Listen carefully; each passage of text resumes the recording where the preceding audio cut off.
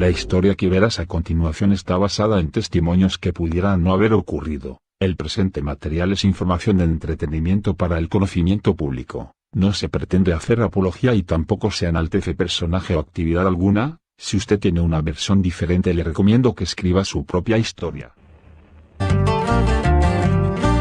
Al servicio de Tijuana, me les voy a presentar el estilo cafetera, el que me gusta portar. Vivimos en el ruedo, aquí sobran las cobijas. La zona acá tiene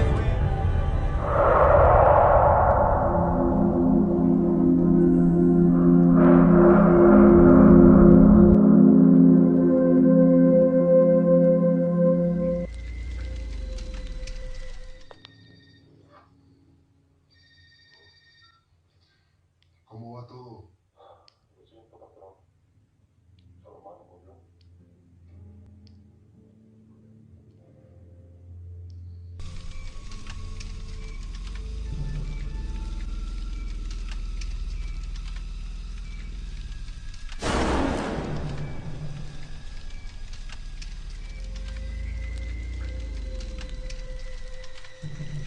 Voy a contar un poco de Benjamín.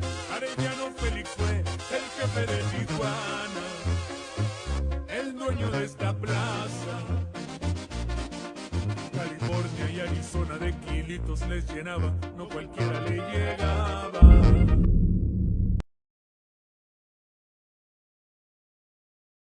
La frase se repite con orgullo por las calles y Tijuana sigue siendo de alguien. Hombres importantes defendieron la camiseta del CAF como algo más que sagrado.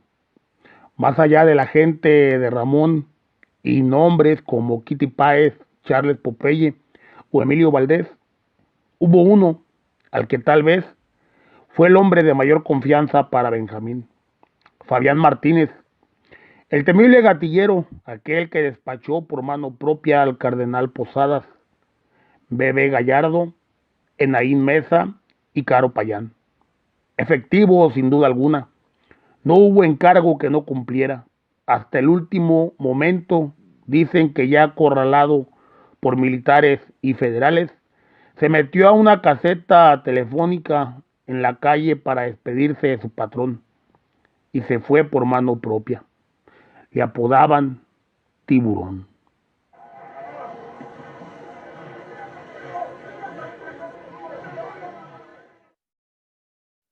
Tiburón tenía un hermano, Manuel Martínez La Mojarra, el último candado en quien Benjamín confió su seguridad. Pero eran ya muchos puntos en contra de la organización y muy poco o nada a favor. No fue porque hubieran intervenido la línea de La Mojarra y que así dieron con Benjamín. Eso no es cierto, compita. Tampoco de la muchacha que utilizaron como chivo expiatorio. Si otro tiempo hubiera sido, Benjamín se habría escapado y se hubiera vuelto invisible. Pero ahora no era ese tiempo. Los que antes lo protegían simplemente decidieron que era tiempo de apoyar a otros y la caída de Benjamín Arellano en el segundo año del PAN en el poder fue inevitable. La fuente es amigo y confidente de la familia. Las razones para no dar más detalles de quién se trata son claras. La gente para la que él hizo servicios ya no tiene la misma influencia que hace 20 o 25 años atrás. No es la historia de un capo, es la historia de un hombre. Acudí a visitarlo a Coleman, Florida. Escribió en su momento en un libro que ya está a la venta. ¿Cómo está la familia? Fue lo primero que me preguntó Benjamín cuando me vio. Bien, le contesté. Le entregué algunas cosas que le habían mandado sus nietos, cartitas y dibujitos. En casa está prohibido hablar de lo sucedido. Han pasado ya muchos años desde aquellos trágicos sucesos de Ramón en Mazatlán y la caída de Benjamín en Puebla.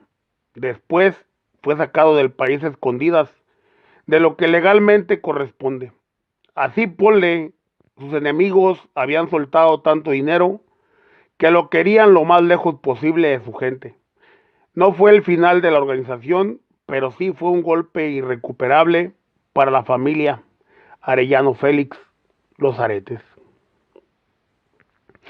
imponiendo la inteligencia antes que la fuerza, entablando alianza en esferas de alta alcurnia.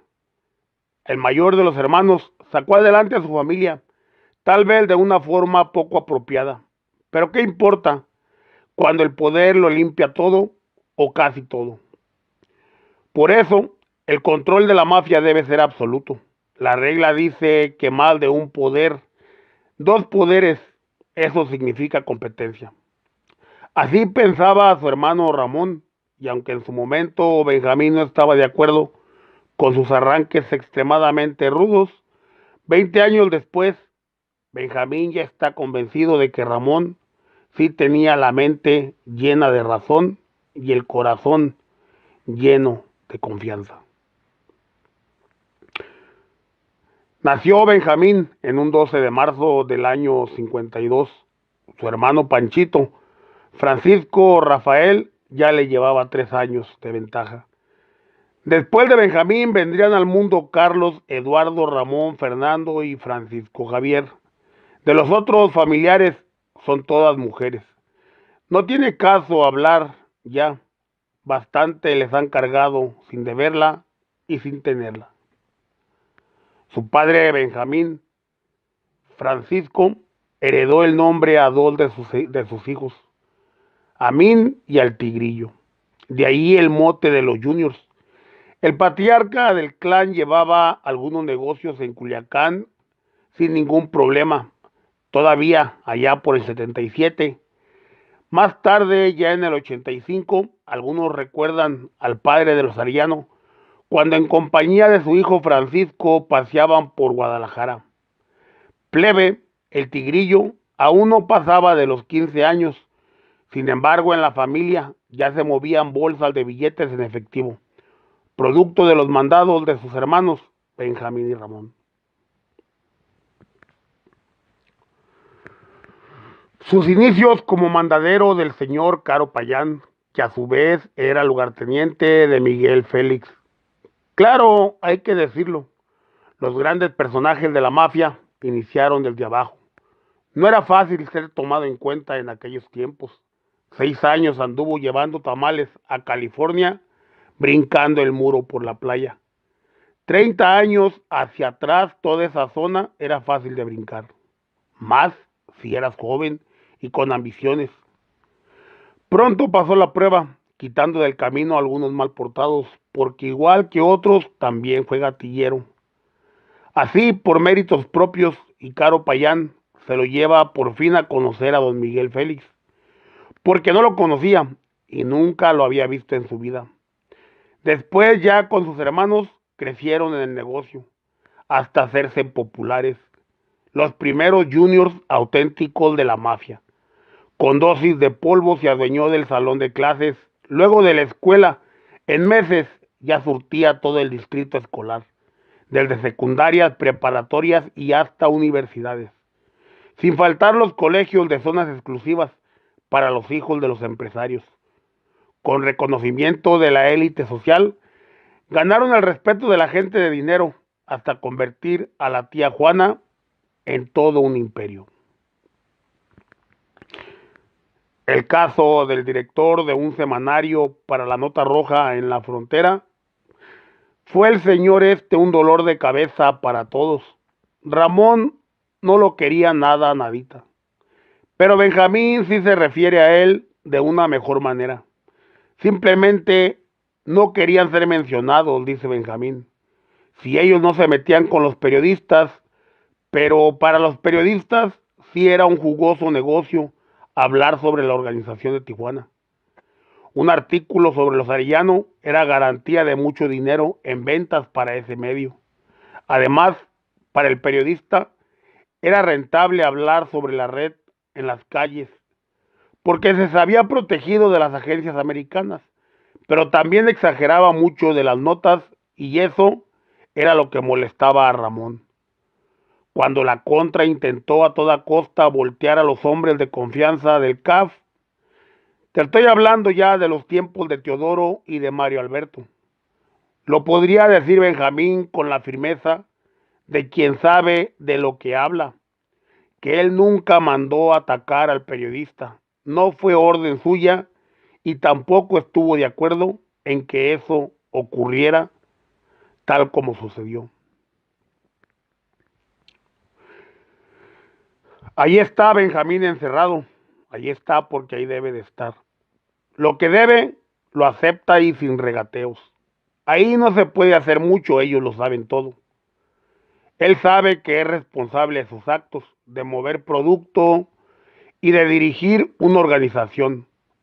Tal vez, y solo tal vez, mandó quitar algunas vidas y otras cosas que se hicieron sin su permiso.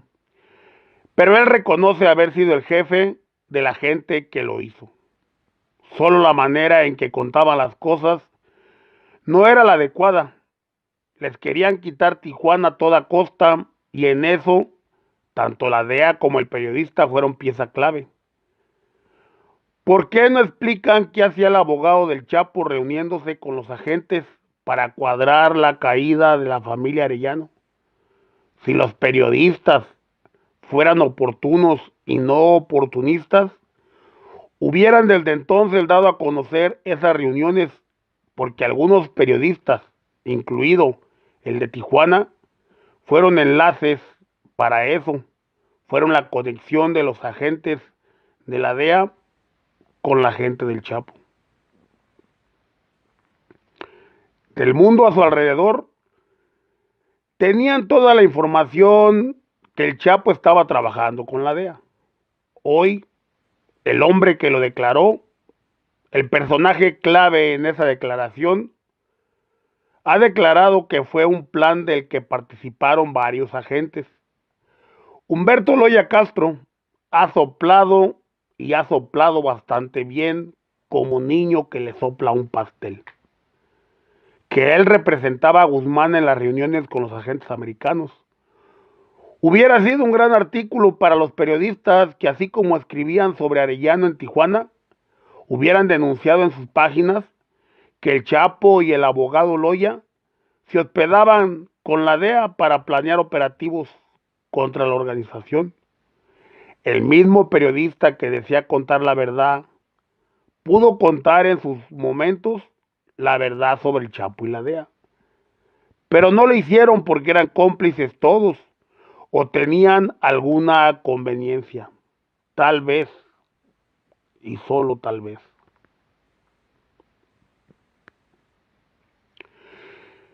En un libro reciente con simpatía sobre Benjamín Arellano, Farrá Fresnedo expone la opinión del señor de los aretes.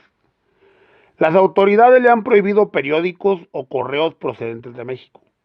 Sin embargo, su trato con los internos es de pleno respeto. Saben quién es Benjamín, aunque ahí en ese lugar hay muchos que directa o indirectamente fueron sus empleados. Fueron gente de la organización cuando se respiraba el imperio de la tía Juana. Probablemente muchos de ellos nunca conocieron al señor de cerca y aunque trabajaban para él, nunca lo tuvieron tan cerca como en el área de comedores donde Benjamín pasa tranquilo a recoger sus alimentos. Serán 25 años, serán 25 rayas por contar, sin faltar de mencionar que una vez que cumpla, será enviado a México, donde aún le restan otros 22. La pena que dejó incompleta por la extradición. Entonces, dice Benjamín, son muchas mentiras que se atribuyeron a la organización y que fueron determinantes para el proceso. Muchas falacias sobre la familia que los periodistas fueron sembrando como verdades a medias, de lo cual mucho no es cierto. Sobre Miguel Ángel Félix Gallardo, que lo hicieron tío de los aretes, algo que tampoco es verdad. Mira, en los expedientes de México hay muchas declaraciones sembradas por funcionarios pagados y se tendrán que aclarar en su momento. A cada integrante de la familia le pusieron un cargo dentro de la organización y eso ha perjudicado a bastante gente, a mucha gente que no tiene nada que ver con todo este negocio, dice Benjamín.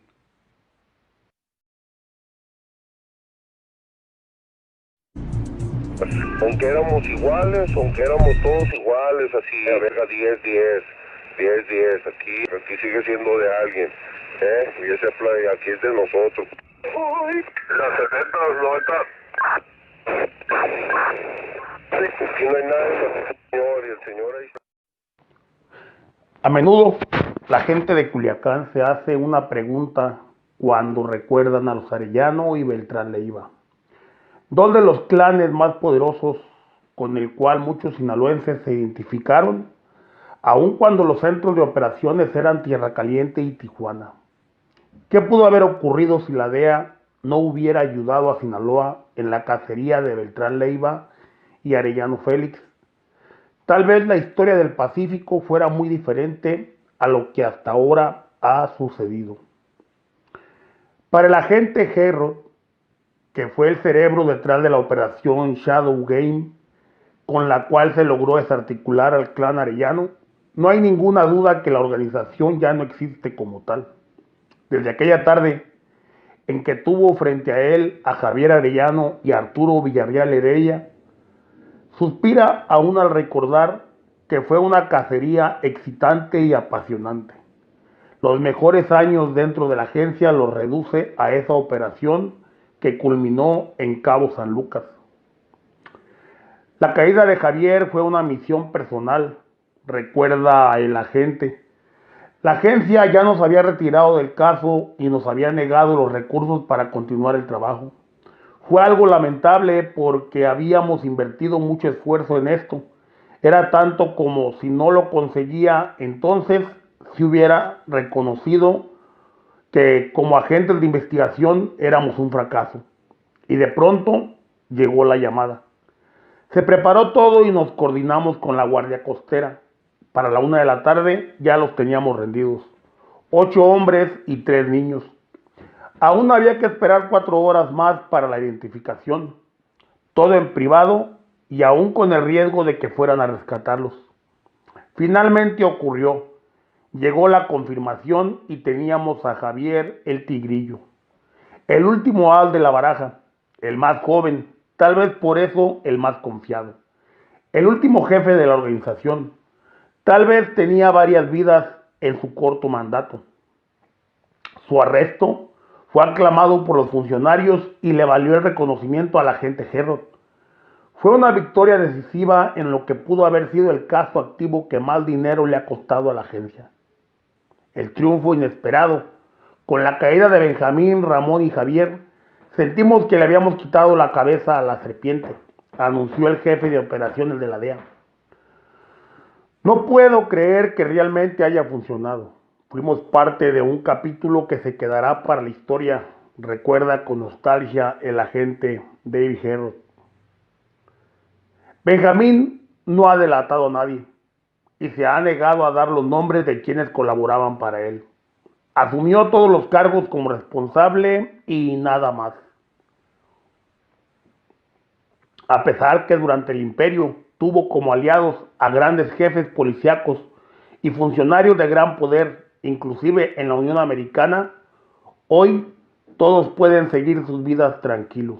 El señor de Tijuana le gustan los corridos, pero el señor de Tijuana no sabe cantar. Les voy a contar un poco de Benjamín. Arellano Félix fue el jefe de Tijuana, el dueño de esta plaza. California y Arizona de kilitos les llenaba, no cualquiera le llegaba. Allá por los años 80, donde comenzó, Javier Payán lo llevó con Miguel Félix Gallardo, de lleno pa'l contrabando.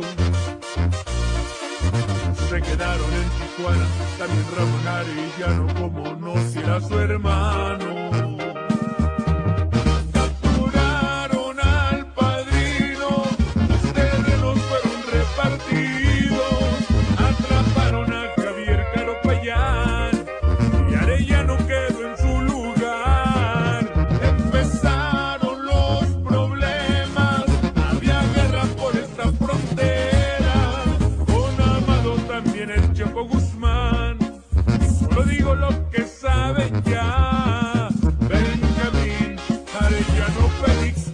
la supo ganar.